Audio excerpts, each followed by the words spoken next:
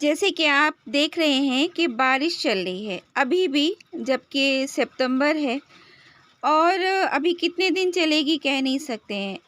Composting, जब gardening का काम नहीं हो पा रहा है तो कंपोस्टिंग कैसे करें, खाद कैसे बनाएं।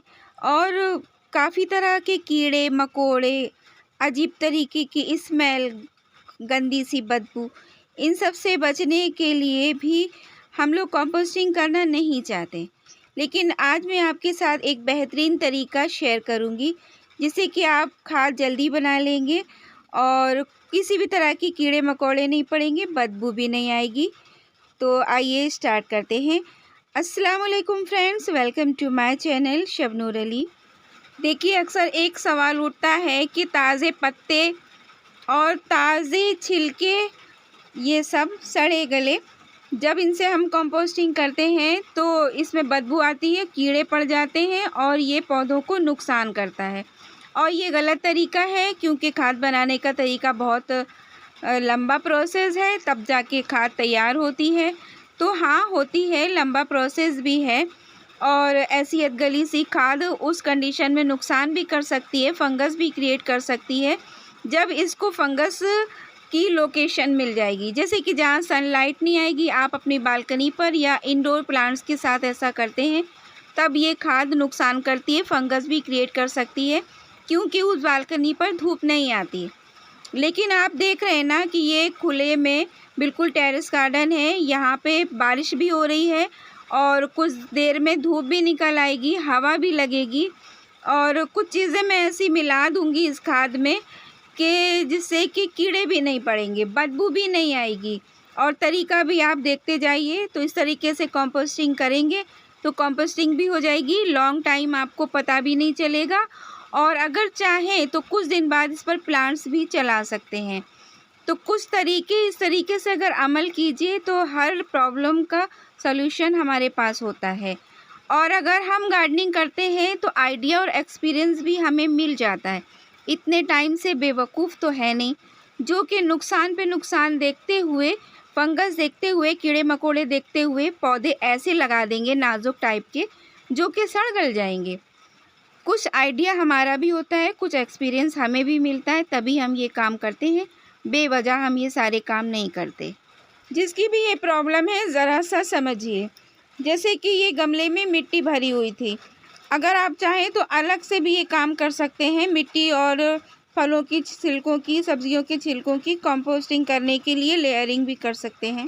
पानी बरसने में इतना सारा काम हम नहीं कर पाते हैं और झाम बहुत हो जाता है, काम बढ़ जाता है। तो काम को चुटकियों में करने के लिए हमारा ये तरीका अपनाते हैं कि हम गमले में ही मिट्टी को खोद देते हैं। अब क्योंकि इतना पानी बरस रहा है तो मिट्टी की पूरी एनर्जी बहती रहती है, तो उस मिट्टी को ताकत भी देना ज़रूरी है। लिक्विड कंपोस्ट, लिक्विड फर्टिलाइज़र हम इसमें ऐड नहीं कर सकते, तो हमने उस मिट्टी को खोद कर नीचे सब दबा दिया है, थोड़ा मिक्स कर दिया है।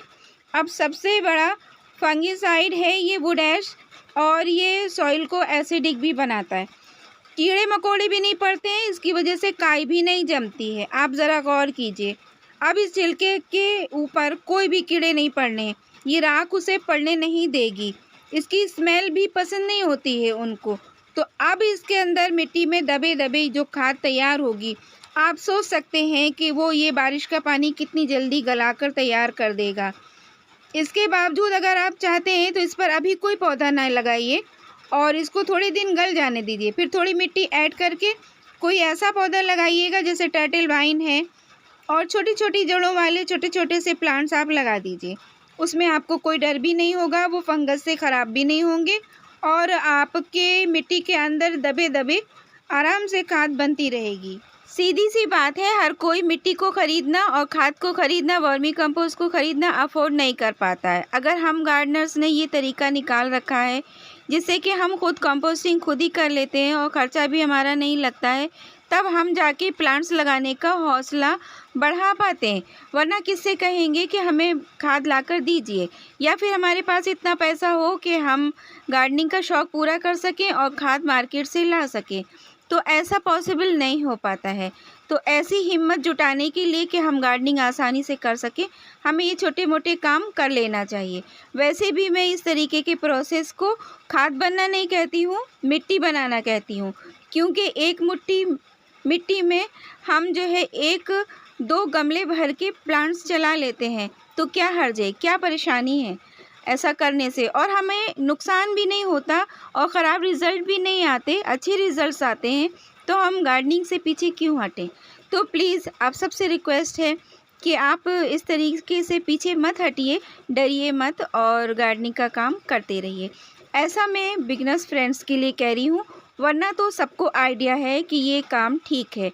अगर ठीक है तो कमेंट सेक्शन में क्लियर कीजिए। अल्लाह हाफ़िज़।